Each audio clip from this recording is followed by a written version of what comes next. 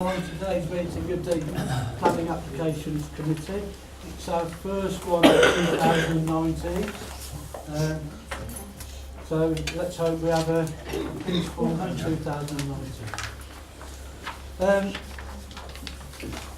Item 1 on the agenda is the evacuation procedure. We're not expecting any fire alarms to go off, so if they do, we'll treat them for real.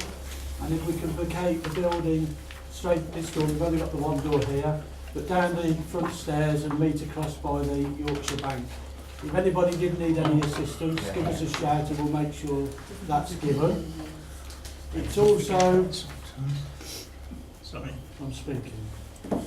It's also a timely reminder to make sure people's phones are turned off or put onto silent, and just to let you know that the council records pretty much all of its meetings now on video and gets put out on YouTube, usually within a couple of days of the meeting. And so just to let you know that that's also being recorded.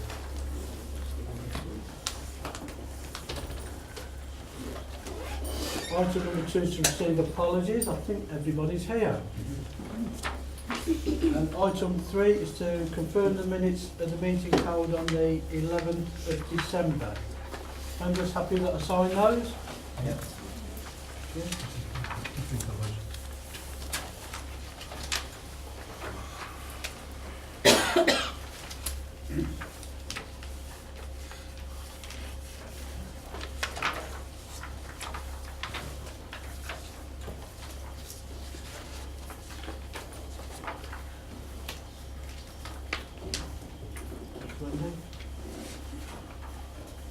Item number 4 is to receive any declarations of disclosable pecuniary and other interest in accordance with the members' code of conduct if they haven't already been declared on the list. Yeah, they're still not on the list, is on a governor at Nuneaton School. But also I'm Vice President at Exall Multicultural Group as well.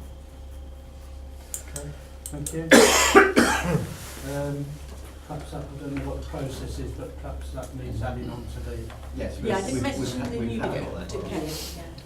Yeah.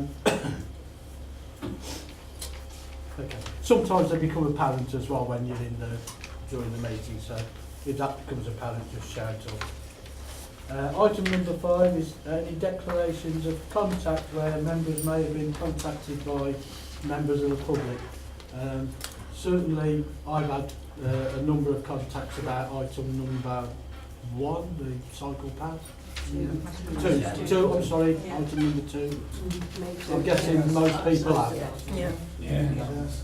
Number 2 also, I've visited site and I've spoken to residents Yeah. at site as well, but I've not given anything to council. Councillor Sargent? Yes, Councillor I'm Rowland. not giving any indication.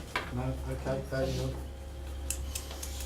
Okay then, item number 6, applications for planning permission on where the public have indicated a desire to speak. Just before, I'll come to it in a second. If I just run through that process, the officer will present the report at that time. Excuse me. Following on from that, we'll take any speakers that are listed. Members will see that there's no speakers listed on your agenda, but we do have 2 latecomers, for want of a better description, who have indicated to speak on item number 2. Okay, but for their benefit is once the officers have presented their report, you're allowed 3 minutes to make your representations to us. Following on from that, members may ask for any points of clarification. It can only be to clarify something that you said during that 3 minutes. Again, following on from that, if the officers need to add anything else in following from what's been said, they will do.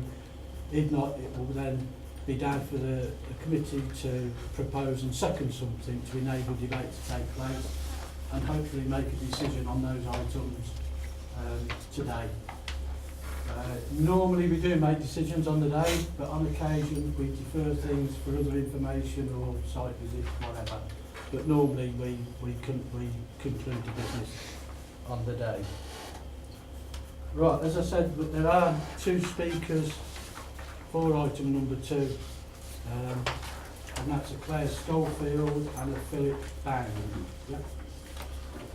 Now, in regards to item number 1, I understand that has now been withdrawn by the applicant in agreement with the officers. I'm just going to let Claire explain the reasoning for that. The application has been withdrawn. You considered it at the last planning application committee and agreed a deferment on the basis that the works that the condition required were started on site. I've had contact today from the applicant to say that the curb line works are actually now complete. So the application has been withdrawn on the basis that it's no longer required. They've complied with the original condition. Okay, members happy with that? Okay, thank you. Which in that case then takes us straight on to item number 2, which is the proposed cycle path rear of Silverworks Avenue. Thank you, Chair. This application is for the creation of a 3-metre wide cycle route from the Nook to Smorrell Lane Balancing Pond. Notwithstanding the level of objection received, the application is being reported to Planning Application Committee at the request of Councillor Kyle Evans. Now, by way of history, the cycle route was originally proposed and secured through a legal agreement back in 1997, attached to a new housing development off Bluebell Drive. This was constructed and built out, so Sellendine Way, Bluebell Drive, all of that development was constructed during the late 1990s and early 2000s.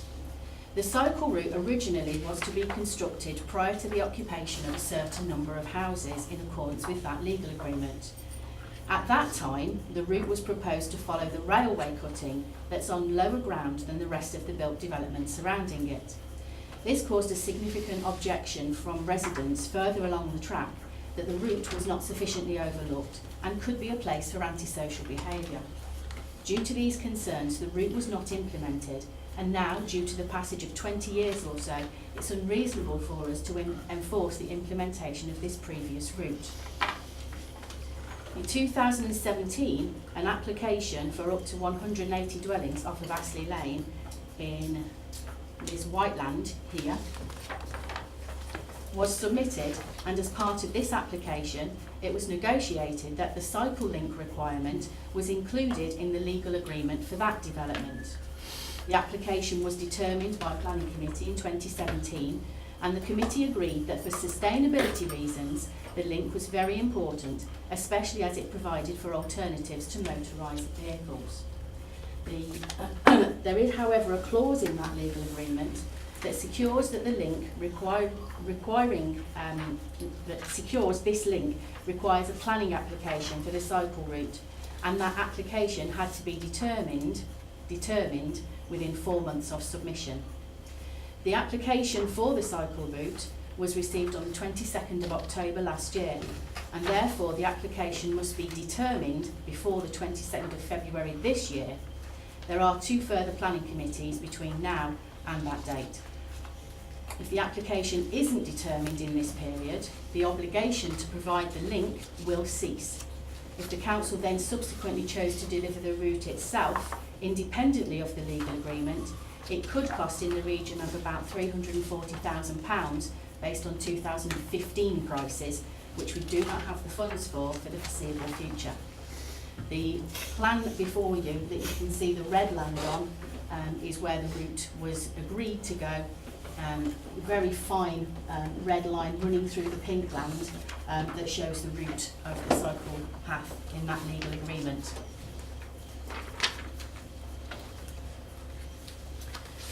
The proposed route of the cycle link in this application extends from the Nook, which you can see up here,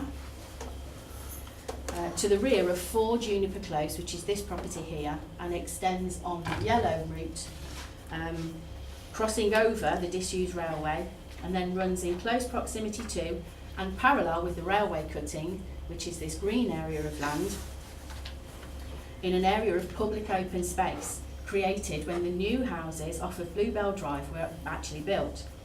It passes 43 and 22 Orchid Close. Those are these properties here, at a separation distance of about 19 metres, and the end of Mallowcroft, which is this link here, at a separation of about 11.5 metres. Now, members will note that there has been an amended plan submitted which removes a connection that was originally proposed from the cycle route to the end of Mallowcroft.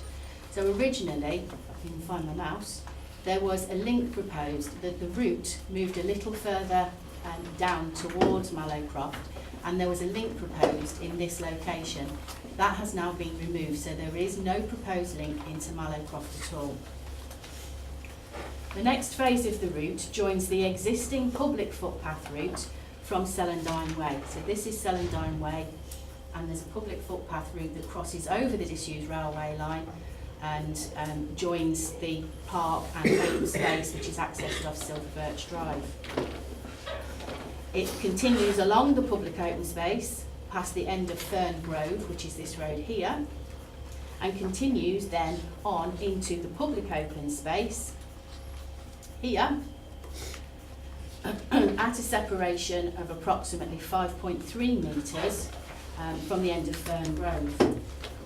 So when the route enters into Bluebell Drive, past the play area, it joins with an existing path which already runs round the balancing lake, so it runs round to the north here. It's only the northern part of the circular footpath that's to be upgraded to the cycle path link, and that's the one that runs to the rear of properties on Silver Birch Avenue. The closest that that path touches and reaches with the boundary of these properties is about 9.5 metres separation. As there's already a path in this location, it follows that main route, and then it finally joins to a tarmac footpath, which we now believe is actually a cycle route as well, at the corner of Smorrel Lane and Heath Road, which then links onto the adopted highway. It should be noted at this point that the land on which the cycle path is proposed is all publicly accessible now. There are, however, times of the year where parts of the land are very wet, and therefore it's not an all-weather route. Your officers consider that the key issues with this application are the principle of supplying the route, the impact on ecology and biodiversity, the consideration of the originally agreed route, and highway safety. Flooding is a matter that has been covered on your agenda, but I do not propose to add any further detail to what's on your agenda already. As you will see, there's been a significant level of objection to the proposal, with individual letters of objection and a petition with a large number of signatures. There have also been letters of support. The objections received centre around the main issues: that the location is wrong, that there will be ecological implications, that they may lead to antisocial behaviour, and that there is no need for it. The letters of support centre around the fact that it's a great facility and that cycling routes are needed. In relation to the first issue of the principle of supplying the route, Policy H6 of the 2006 Borough Plan is a saved policy and is relevant to the determination of this application. This policy refers to the Borough Council seeking planning obligations for increased demand for social and community facilities, including sport. The route that the cycle path is on can already be walked, but making a formal path will mean that it can be used all year round by a wide variety of people: cyclists, walkers, and people with pushchairs or with mobility issues. The provision of the cycle path is set out within a legal agreement. It is specific in that it only allows for the route to be provided within that area of open space, and is for the developer to provide the route, rather than for a financial contribution to be provided for the council or the county council to provide the route. Other relevant policies exist within the emerging borough plan. Now, whilst this has not yet been adopted, the plan has gone a substantial way through the examination process, and the National Planning Policy Framework, or NPPF, does set out that decision takers may give weight to relevant policies in emerging plans according to the stage of preparation and the extent to which there are unresolved objections of these policies. In this case, the policies that are relevant have no unresolved objections, and therefore we believe we can give substantial weight to these policies. Within the emerging plan, policy DS1 and running through the heart of the NPPF is a presumption in favour of sustainable development, and that applications for sustainable development will be approved without delay. As the application for the Astley Lane houses has been approved but not yet commenced on site, this has been counted towards the borough's housing land supply. The proposal is integral to making that approved development sustainable. Policy HS2 in the emerging plan requires adequate accessibility to all modes of transport and to meet a 15% modal shift to non-car-based modes of transport. This proposal would provide vital infrastructure to help meet this targeted modal shift. Policy HS6 in the emerging plan encourages physical activity through the provision of cycle routes through existing and future residential areas, linking those areas to Bedworth town centre. Cycling improvements are also specified in the Council's infrastructure delivery plan. And the National Planning Policy Framework also encourages planning decisions to achieve inclusive spaces with street layouts that, amongst other things, allow for easy pedestrian and cycle movements within and between neighbourhoods that are safe and accessible, so that the fear of crime does not undermine the community by the use of clear routes and high quality public spaces which encourage the use of these public areas and support healthy lifestyles through encouragement of walking and cycling. As set out on your agenda, the route chosen aims to link to other cycle routes in the area, meaning that there is a route running from the Nook and the new dwellings to the open space of the sidings, which is the open space on the corner of Smorrel Lane, and ultimately linking up with the town centre, Miners Welfare Park, the Bedworth Leisure Centre and beyond. It's considered that support for this proposal is therefore embedded within national guidance, and it does comply with the relevant policies of the saved and emerging borough plan. As stated previously, a number of residents have objected on the grounds of antisocial behaviour and crime. And what we have to bear in mind is that the route is already open to public use.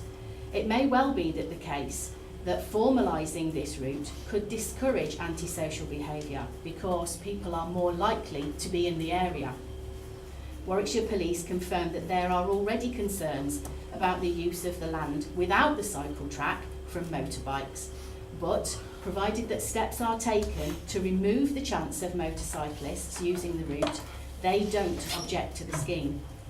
Along the track, there are proposed a number of restrictors which aim to prevent the use of the track by motorcycles, and our own parks team have confirmed that more barriers could be added if necessary. In relation to the impact on ecology, the public open space that is to take the route is mown grass. I don't know how clear it is on the plan in front of you, but this is the route in the mown grass where my arrow is coming down here, through here, and then into the open space at the bottom. Therefore, the impact in terms of the contribution to biodiversity is limited. It's shown on these photographs that the route is already walked by the level of wear and tear. You can see up here at the end of Orchid Close that there's quite a degree of mud coming through the grass, and so it's already a well-used route. Ditto here for the end of Mallow Croft, and this one here is the properties off the end of Fern Grove. So you can see that there's already a clear route that is walked along this area. Now, there is a population of great crested newts in the area, but these are at least 50 metres away from the application site. Your own parks team and the Warwickshire Wildlife Trust are confident that the imposition of conditions will adequately protect the newts.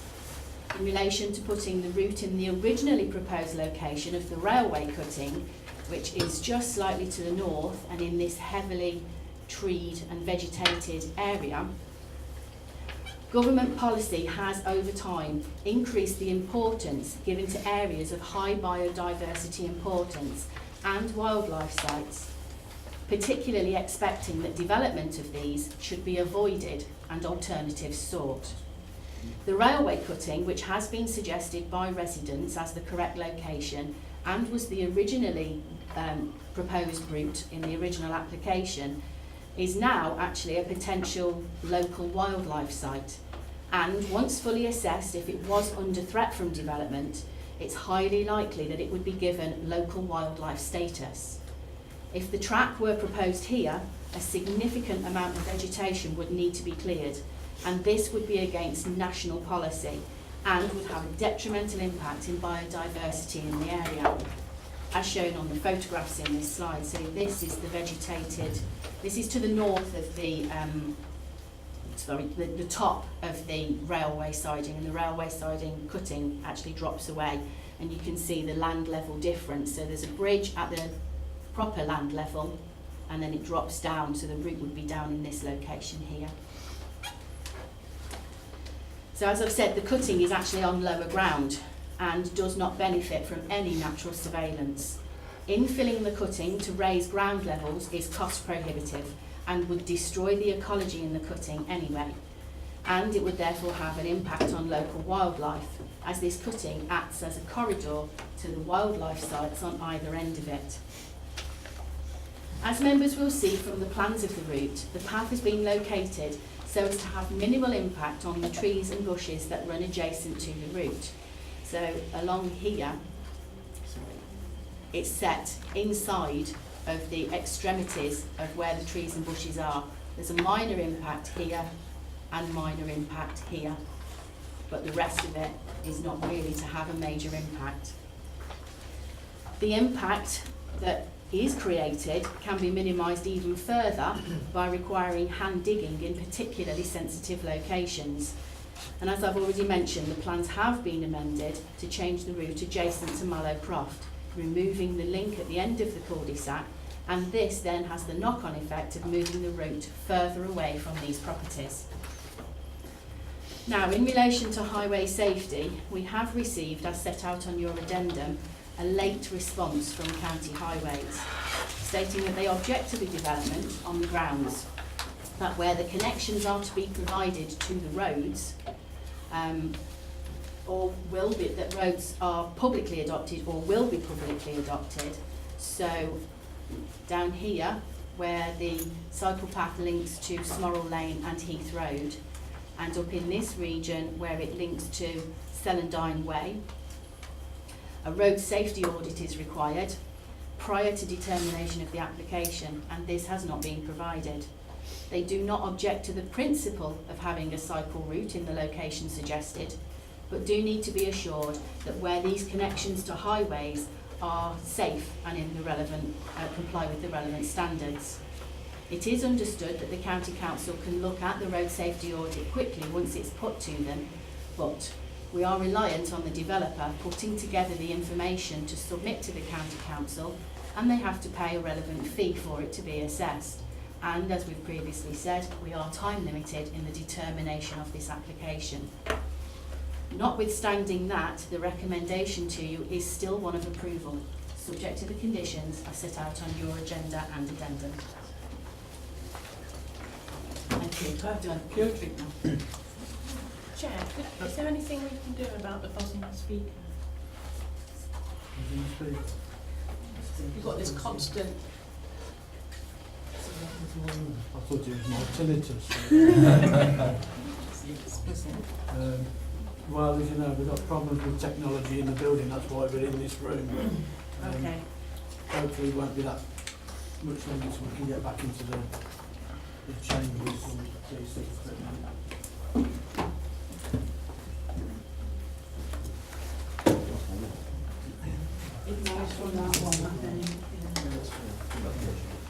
Sorry.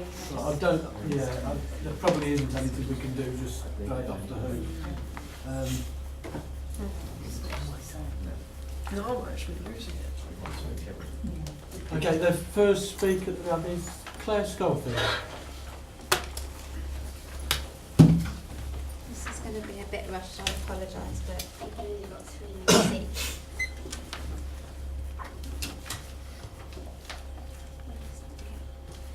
So we feel it's really important that all views and concerns are heard and considered, because a quote from CPRE, planning decisions affect us all, yet we often have very little input.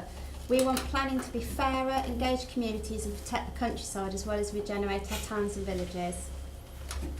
We've got 3 minutes each, not 15, to attempt to voice the oppositions and concerns of hundreds of residents and the general public, when in comparison Nuneaton and Bedworth Council have had the opportunity to write 20 pages in the agenda document with extensive detail. The agenda document does not appear to detail all submitted concerns. I myself submitted 52 opposing reasons, yet the agenda document only lists 46 comments from 44 letters and 37 addresses. We personally handed in 364 petition signatures collaboratively, yet these do not appear to have been counted in the opposing numbers, together with 170 votes against from our online poll. The council document does not appear to list the comments received from their online consultation area either. Public opinion suggests this whole consultation process has been flawed from the start, and we respectfully request a site visit by the whole planning committee. Following 2 misleading letters from the council, which thankfully were highlighted by a letter from 2 local councillors, everyone we spoke to had been misled to believe the cycle path was going in the dismantled railway line and not in front of our homes. The timing of the council's letter meant our approach has been limited in time to canvass support, public opinion, expert advice, because we only have 5 days before the consultation deadline. Therefore, has an accurate amount of comments been received on the online consultation area? As everyone we spoke to thought the plans were for the dismantled rail line as originally planned in the 1990s, but was not built due to this concern of enhanced antisocial behaviour. But this new path provides us with an even greater risk of antisocial behaviour, invasion of privacy and crime escape routes, but the council deem it safe for us Elliot Garden residents and acceptable to put the cycle path onto Greenland right up in front of our lounges and bedroom windows, in the hope that we will deter antisocial behaviour, crime and basically do the job of the police. If they develop the unused and abused railway line instead, like the other 122 successful rail to trail council paths in the UK, then this would stop the fly tipping, fires, antisocial behaviour and criminal activities that we currently suffer, not add to it by providing another path for them to race up and down on their motorbikes and quads on and off road together. We don't need phase 1 of this cycle path. We have Astley Lane and Bluebell Drive to link down to phase 2. Sustrand said, avoid taking a path too close to private houses. The Weddington cycle path is nowhere near private houses, separated by embankments, trees, bushes and a great many feet of distance. Okay, thank you, Claire. Thank you. We can just one more wait a second. Are there any points of clarification? No? Thank you. Philip Bailey.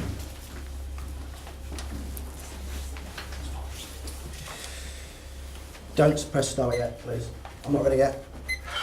The clock will start when you do. Okie dokie, very done. In short, there are 3 key reasons why the cycle path is being opposed. First and foremost, our concern over the health and safety of residents living by a stretch of land, and it will be a detrimental effect to the walkers and dog walkers and canines. For many years, this stretch of land has been used by motocross bikers and ramblers. They race up and down, causing a nuisance to risk and human life. This fact cannot be disputed. The police have records and they've attended many incidences. I, for one, have almost been hit by a bike along with my dogs. For the record, this stretch of land of Malacross is extensively used by dog walkers en route to and from the Nook. We're talking about hundreds of dogs that use this space on and off lead, day in, day out, every day of the week, 365 days a year. Dogs will no longer be able to walk off lead, and therefore the creation of the cycle path will have a detrimental effect on the local dog walking community. The council are fully aware that and have a duty of care in this regard, stating that in the NPPF document, the planning policies and decisions should aim to achieve healthy, inclusive and safe places that promote social interaction. The path will decimate our dog walking community because they will simply avoid the area, having a knock-on effect to the Nook. The second reason is around increased traffic, and it will generate an increased number of opportunistic crime and antisocial behaviour. During the course of November last year, we had 18 separate instances. This alone is enough of an excuse. Linked to this will be an increase of environmental damage and fly tipping. It is a very real problem in the county, and this will increase. I've witnessed rats rummaging through waste within metres of children playing in front of their houses. Fly tipping is a national issue, and we have a very real problem in this regard. This will make it feel even worse. Furthermore, the Sustains Land report, which has been previously circulated, will suggest that to mitigate this, the path will be self-policed by users, which we dispute as being unrealistic. The final key challenge relates to the newts, but I'll move on from that. Aside from 44 letters opposing the path, I'm saying that 3 letters of supporting, citing educational, fitness and traffic benefits have been received. These benefits are not being disputed here, but our concerns are purely based on the proposed location of the path. I would like to have more time, but I fear my 3 minutes are up, and I have 2 more paragraphs, and I would expect you the courtesy of finishing this off. In short, I'd like to address the point around the dismantled railway line. The creation of rail to trail projects across the UK is not a new idea. There are some 120 examples across the UK where councils have invested in such projects with a fantastic success story. They too are faced with some of the same objections around biodiversity and maintaining wildlife corridors. They've worked around their challenges and ultimately saw the long-term wider financial and community enrichments and other benefits that such an investment brings to the Borough Council. I don't dispute that local wildlife could be affected in the short term, but in similar way the Council have supported the recent work conducted on the Nook. Animals will return, and that the long-term ecological benefits outweigh the short-term view. Furthermore, in finally clearing up the mess on the dismantled railway line and turning it into a workable space for the community to enjoy, it would be a great coup and a welcome piece of positive PR for the local council to deliver a successful story, giving taxpayers what they want. Thank you very much. Are there any points of clarification? No, okay, thank you. Claire, anything you need to come back on? Okay, it's going to be down to the committee then. So to enable debate to take place, can I move the recommendation, which is to grant planning permission subject to the conditions printed? Is that seconded? I'll second that, Chair.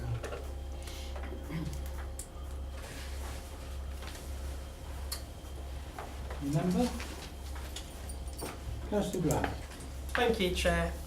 I've got quite a few worries about this, in particular the last minute changes at Mellowcroft. It just seems like the council's been making it up as they went along with this, and that's proved by saying that more barriers could be added, and that of course depends on whims, and that wouldn't have the same level of consultation as the rest of the cycle plan, which at least went to planning. When it comes to the borough plan, since it's a draft, I feel it has no weight in this matter, and that the developers have already said that they won't pay for roads to make HSG4 work, and the fact that that's going to consultation, that's going to be examined again early this year, goes to show that since that policy may be scrapped, it has no weight on this matter. As for the width of the cycle path, I feel that 3 feet is excessive, and that meters. Sorry, I need to. We've not quite left the EU yet. 3 feet meters is excessive, and environmental damage will be done to existing trees and hedges. And the map that was put forward doesn't adequately show that there is no gap between these trees at the point below Mellowcroft, because that whole area is completely grown in, and quite a lot of plant life would have to be removed for this to happen. The walk has already been said, the walk is already well used, judging by the wear and tear, so people are obviously happy to use it as it is. And tarmac, no matter which way you look at it, cannot be better than grass or trees. And what applies to within the mineral line logically must also apply to the hedges and trees outside of the mineral line, as the amount of plant life within that area has been cited as a reason for refusal before. And the cycling improvements on existing routes are more important than adding in a cycle route in an area where there isn't heavy foot traffic towards the town. Why not, for example, Goodyear's End Lane? The poor consultation, I feel that the consultation has been very poor in terms of how the Section 106 money is spent in the local areas. Why not schools and health services? Elliott Gardens is already linked to the cycle path on Smorrel Lane, and there's already plenty of ways locally to keep fit and enjoy the environment, and I don't feel that this would add any value to that. And I just don't know of any demand for a cycle path in this exact location. I don't think I've really ever seen anyone up in that part of Elliot Gardens using a bike, to be honest, and if they have, it's very rarely. And I'm really concerned about this objection from County Highways and the lack of a road safety audit being undertaken. And because of that, I feel I can't vote for this, because this very well could be very unsafe, and we've got no evidence to prove that it is safe from a highways point of view. So I can't support it for that reason alone, as well as the many other reasons that I've given and some reasons that have been given by speakers earlier today. Thank you. Councillor Glass. Yeah, thanks, Chair. I've got quite a few questions. I've known this area for a number of years. I see Catherine smiling there. We've been through this or something like this before. Can I just get one quick question about 106 agreements? They can't be spent anywhere else apart from the location is where the houses are going to get built. Is that right? That's correct. It's also that's a general thing which is normally put into the agreement. Then there are specifics within the agreement. This particular agreement and if you like, what was included in it was agreed by the planning committee when we dealt with that application, or when you dealt with that application. And this specifically says what Claire said it said, that they had to submit an application and get it determined within 4 months. There isn't any fallback position on that. Okay. So it's that or nothing. So it can be used as social media seems to think that it can be used as willy-nilly or whatever. Perhaps people should realise what planning regulations are set. As before I continue, as I say, I've got quite a few questions. There's on the introduction we were talking about when outline planning application for Astley Lane site was discussed. As part of Astley Lane development, Parks and Countryside also secured contributions of 35,000 towards upgrading the surface of the Nook, and contributions to the sidings and miners' welfare park provision. Also obtained for the allotments of Smorrel Lane and provisional play pitches at Newdigate Welfare Park. I'm assuming that they are still in the agreement, so nobody's going to touch that. So regardless what happens with it, so that's good. I'll like to think of. Now, I agree with the residents. There is particular problems in this area. There has been for a number of years, and motorbikes were practically 24/7 in a particular area.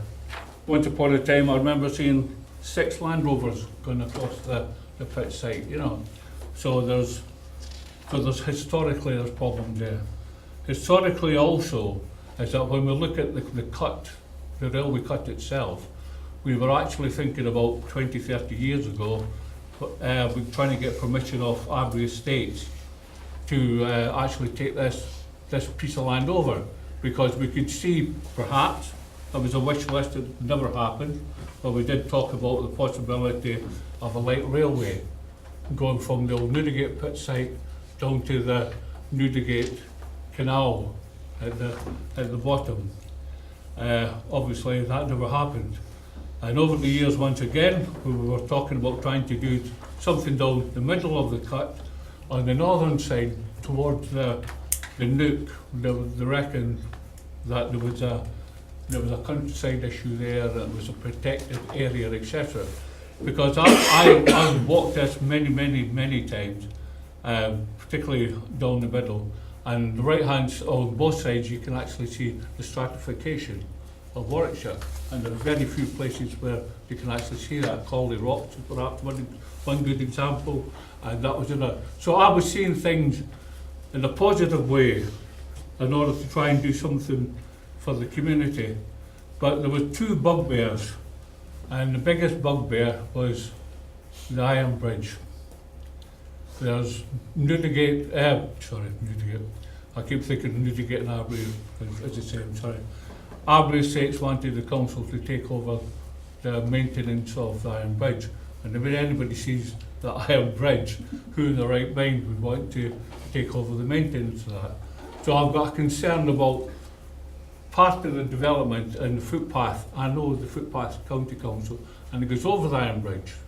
So I've got a wee bit concerned about who's actually going to minister any particular problems that happen with the Iron Bridge, because of falling us, or the fall, perhaps that's the wrong word to use, falling us or the county. There is also the concern with the new path that's supposed to be included goes to the north of the Nook, and it like swings around and comes back.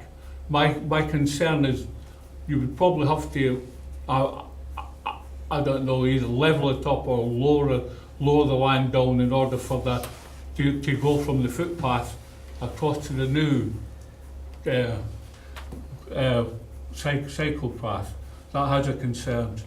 And as anybody that knows the cut and walking up there, there's when the officers were talking about the green, with people walking the opposite side, we can actually walk inside there. So you can walk inside there and you can walk outside there. I have great concerns about the whole, because I just seem to think it's a piecemeal something that shouldn't be piecemeal. We're looking at the longer term to see what we can do. When the officers talk about a cycle path finishing at Heath Road and connections to Bedworth Park, etc., there is no connections to Bedworth Park. It just stops. And then you've got the cut again, and if anybody, as I say, walked it many times, you walk down to the A444 bridge, then you turn left and you go into Dalton Road at the bottom there. Yeah, Dalton Road. Now there is a footpath that goes from there, goes along the A444 and back towards the White Brook, the River Stowe, etc. And then the argument once again was that the footpath should be continued all the way into Bedworth to the Nuneaton Arm, etc., beside the canal, because the Black Bank Bridge it's only been backfilled. I know a couple of ex-miners that could actually open that up without any particular problem. And when we suggested this to Abbey Estates many years ago, they actually said that they had no problem. The problem was the Iron Bridge. So when the idea of this cycle path goes to the bottom of Smorl Lane and it is an interconnection between there and Bedworth Park, I would say it was misleading in many ways. If we're going to do something for this area, I think we should try and do something better than what's been suggested, because all we're doing is we're moving a cycle path closer to the local community. And there's enough with motorbikes prattling around in that area that I'm sure the residents will tell you than enough. I used to walk my dogs across there a few years ago. So I'm not going to vote for this, because I think it's I'm not saying it's short-sighted. I'm thinking that the officers have seen an opportunity to try and do something that's a wee bit better. But as far as I'm concerned, a wee bit better isn't good enough. If we're to look at something else going forward for the future, we should have a look at the whole lot into Bedworth Park. We should look at it. But then you get residents from Dalton Road complaining, as they did last time, about people overseeing them, etc., etc. Because the footpath goes down to the rugby club and then you've got Rectory Drive. So as I say, I'm sorry about giving a wee bit of a history about this area. But I think if we're going to do something, it shouldn't be an add-on. And this seems to be an add-on to me. So, Chair, I shall be voting against the recommendation. Yeah. Councillor Sargent. Yeah, I visited the site today. I didn't know the site, so I went to visit it. There were loads of dog walkers there at that time this afternoon, which isn't a busy time, I assume, for dog walkers. It would be in the morning or the evening. And having a dog myself, I know that the last thing I want to do while walking my dog is come across a cyclist. They don't mix, and I find it quite bizarre that we're thinking that the path would take mobility scooters, cyclists and walkers, but walkers have dogs and they just don't mix with cyclists. The antisocial behaviour, I didn't see anybody about, but where the railway track was, it was filled with rubbish. I mean, you could see that they've been there, they've been smoking, all sorts of things. The track isn't going to deter that because that's in the dip. So I don't believe that's going to deter what you were saying earlier.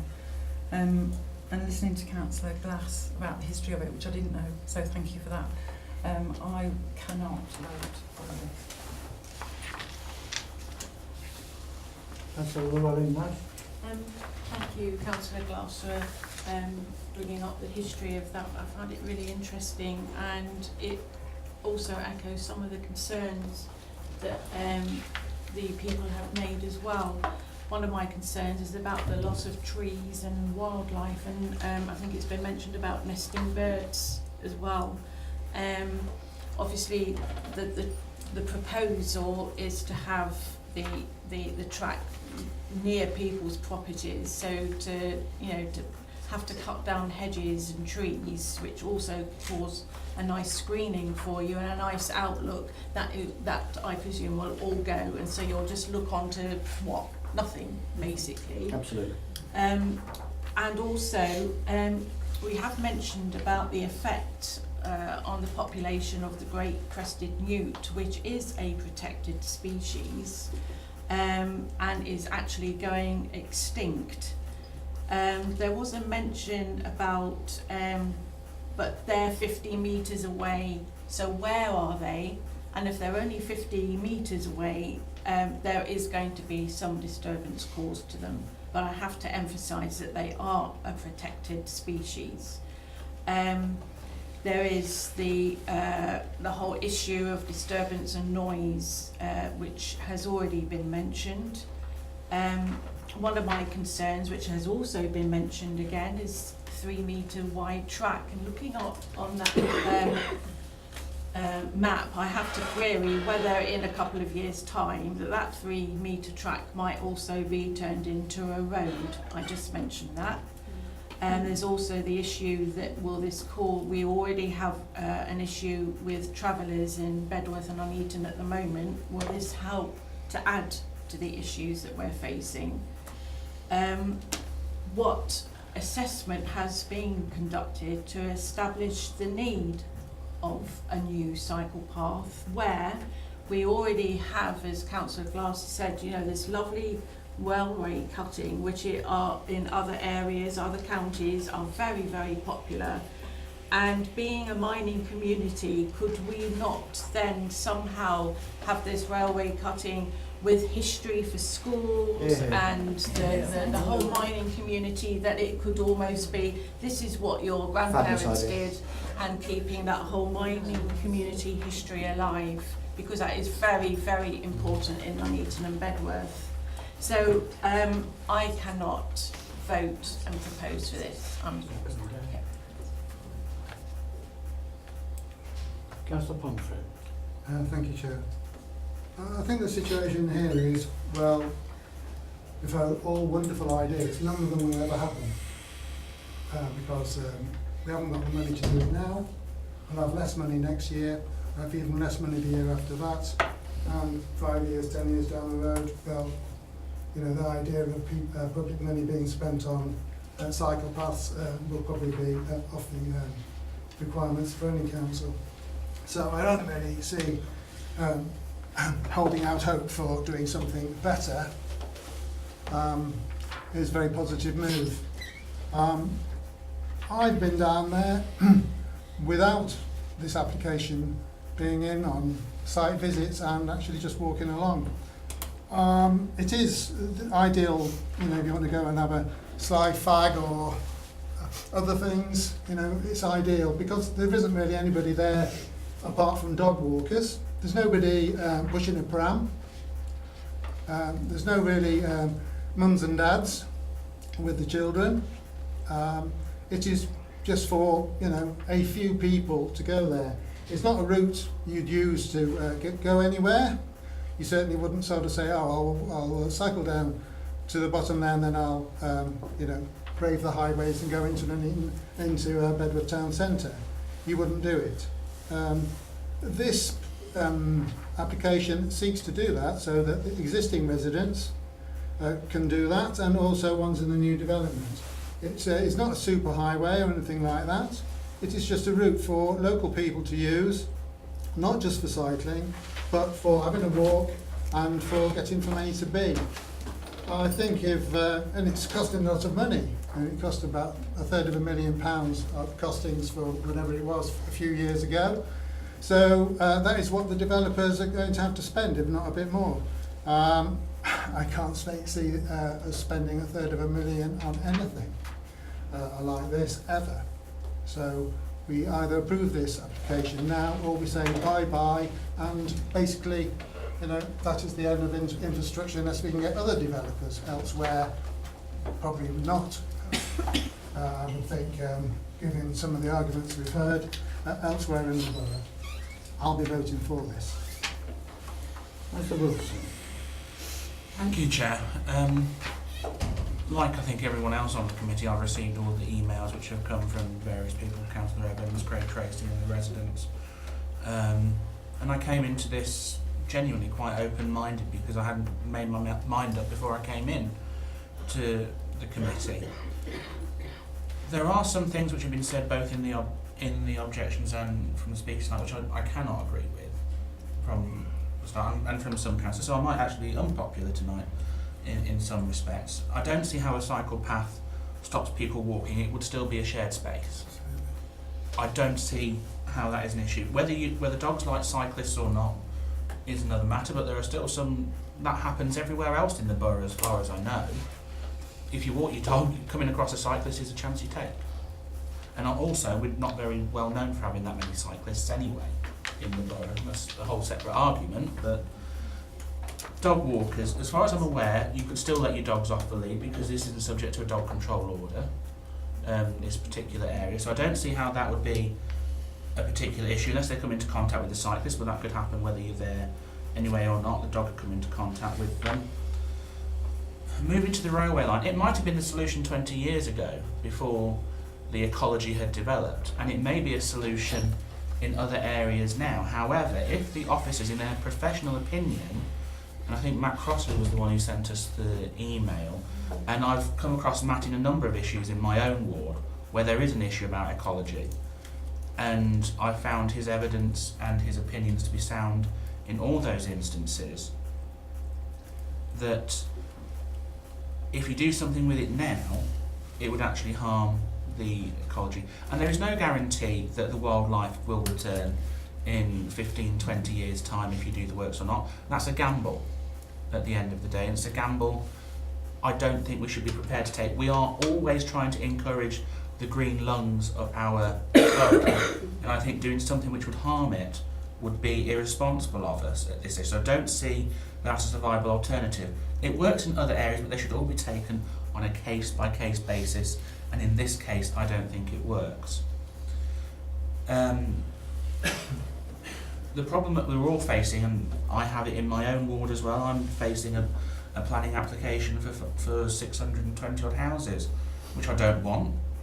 But also one of the things we have to do is, if we do get them, is make damn sure we get the upgrades to the existing areas that we need to make both the new developments viable and to make it acceptable in the long run for the new areas. And this is what the Ashley Lane development does. Whether this is the right solution, I don't know, because I've been swinging either way on this one as I've listened to various different speakers. But one thing we must not lose sight of is this application has been given planning permission. Would we be irresponsible in turning away £330 odd thousand worth of investment? I'm not convinced either way, but it's very difficult to get these money out of developers. We've seen it time after time at this committee. But I think what this application does show is that the planning condition we had is a bad planning condition.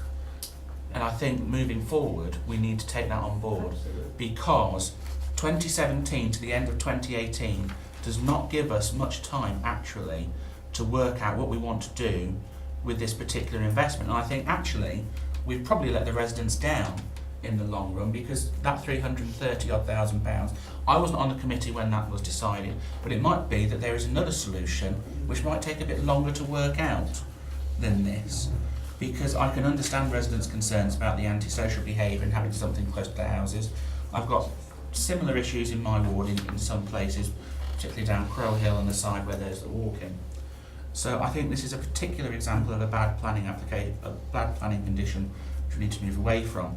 And I think Councillor Glass is absolutely right that sometimes looking at the odd piece of the jigsaw here and there doesn't help. What you really need is the larger picture about how everything fits together.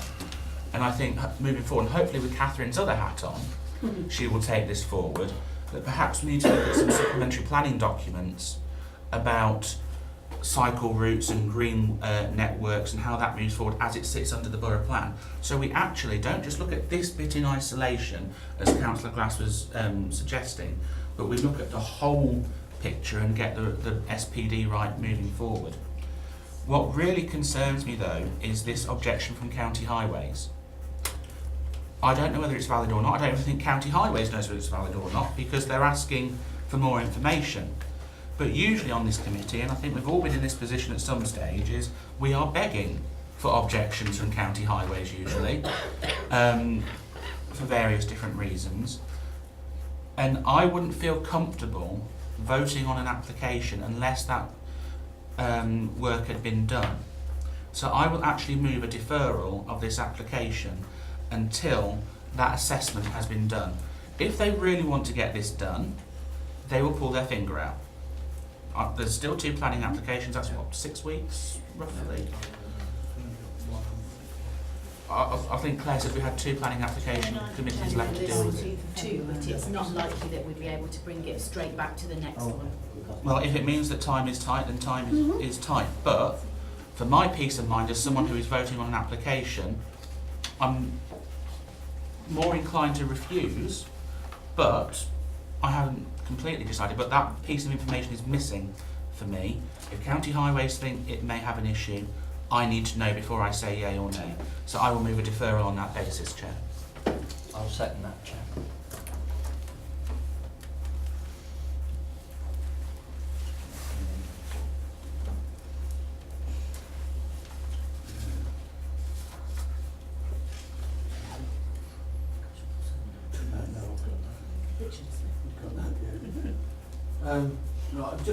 Just before I go on to that, I've got one other piece that person that indicated to speak, and they've been very patient, so I'm going to let them speak on that before we have a look at it. Councillor Tandy. Thank you, Chair. Several points, and on a lot of the points I was going to raise, I do actually agree with Councillor Wilson, and some of the points he's made. Sorry if the voice runs out halfway through, Chairman. When I looked at the list of objections, I thought that some of them were not reasonable, because, I mean, we all suffer from, Councillor Wilson's quite right, we all suffer from antisocial behaviour across wherever we live. We all suffer from dog fouling. We all suffer from motorbikes going across whichever land we're at, and in my area they certainly suffer from that badly.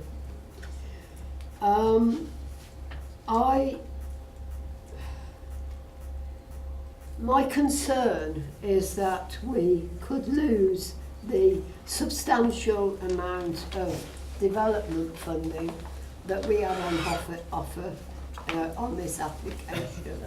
We are always accused of not pushing forward funding from developers, that we don't use it when it's being given to us. And the point that was made, I think, about it being moved elsewhere was that we couldn't move it, so even if we chose to, we couldn't use it to do up the railway line if that had become an option. What concerns me as much is that when the original application was agreed that allocated this funding, were the planning committee aware of these detailed proposals, detailed as they are now? I don't know the answer. I'm not even sure I was on planning committee at the time, and I don't know whether or not we had the detail, possibly for residents to object to at that time. I don't know the answer, Chair, and it's perhaps something that Catherine could help us with or whatever. I do have some concerns. I'm erring on the side of agreeing. I'm not happy with the highway agency objection either. As Councillor Wilson says, we're always looking to them to give us their view. So I am erring on the side of the deferral that Councillor Wilson speaks about. But how is that going to react with the fact that we've got such a small amount of time to do whatever we have to do with it? Can you give us an idea about that, Catherine? Yeah, as Claire's already suggested, the legal agreement suggests 4 months. That takes us to the 22nd of February. So 2 planning committees before then, the 29th of January and the 19th of February. As Claire's already suggested, that even if you vote for deferral, it's unlikely that 1, the developer would be able to do the safety audit, and 2, that the county council would be able to look at that safety audit before the print date for the 29th of January. However, it should be able to be done by the 19th of February. You could add in that if it isn't, you would like the application brought back to you anyway on that committee, whether or not it's been done, because normally when you defer something for a particular reason, I wouldn't report it back until that work had been done. So you could do that. So yes, there is a possibility that you would still be able to make a decision after that deferral before the form goes. So therefore then, if we could say take it in the best interest to the February meeting. Well, on that basis, Chair, if Councillor Wilson was happy, I would add that to his deferral proposal, that it's brought back to the February meeting to allow the developer and the Highway Authority to come forward to tell us their exact views about their objection. Happy to accept that as a friendly amendment, Chair. Okay, other members have heard that. Are you happy to encompass that with that? I just wanted to ask a question actually, because it's just reminded me again. It seemed to me the reason the county were objecting was because of the kind of the contact points at the where the cycle path meets up with the main roads, etc. Yeah.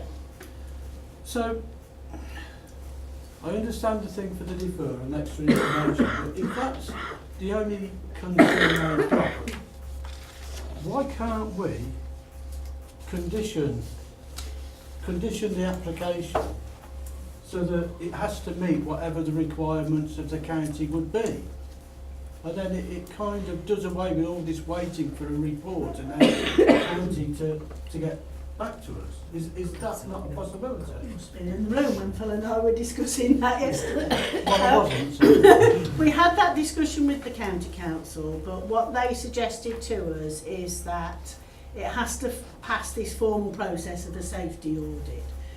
And it may well do that, in which case there wouldn't be anything extra to add. So they can't second guess if it did pass with some mitigation, or it would pass with lots of mitigation, or it would pass with that. So they weren't happy to enable us to do that by condition, because that's what we could have done. We could have said, we could have second guessed and said, yes, it'll be all right if this barrier is put here, and we could condition that the barrier be in place before. But they won't do that, because it's a formal process that they have to go through to actually undertake a safety audit. Okay, I was just... But it's a sensible question, and it's one we've all asked ourselves, And the each other, and the county council. Okay, I think I get a drift of things that are going on. I'm going to actually test the water in regards to the amendment. So the amendment was to defer the item to gain the county's opinion and response in regards to the safety audit, and that this matter be returned to this committee at the February meeting. Yeah, have I got that right? Yep. Does everybody... Yeah, before I also mentioned to say something, before this. You did, and I'd already said I've got one more speaker. But it's that's all right. If you don't want to listen, that's okay. But, that's okay. If it's speaking on the amendment... Not on the amendment before that one. Well, I can't take it because we're now on the amendment. Yeah. But it's been moved and seconded, the amendment as I've just read out. I think everybody's agreed that's what was agreed. Councillor Pandey, you wanted to speak on the amendment? No, not amendment, just before amendment. Okay, twice I gave you the chance. Councillor Sargent. Can I just ask something, please? So if it goes, comes back to the planning committee in February, we still have the opportunity to vote for the whole thing, not just for what the Warwickshire County Council are saying. Is that right? Yes. Okay. It's just you'll have more information to make that decision. Yeah, the application is as it is now, but we're seeking that extra information from the county. Thank you for clarification. Right. Anybody else want to speak on the amendment? No. Right, in that case, it's been moved and seconded, the amendment, which I've already explained, but will ultimately lead to it coming back up to the February meeting. All those in favour of that?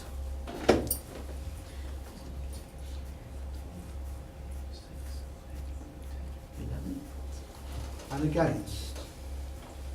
One. And abstentions? So that's deferred, Chair. Okay, so like I say, we'll be back in February for that one to reconsider the application.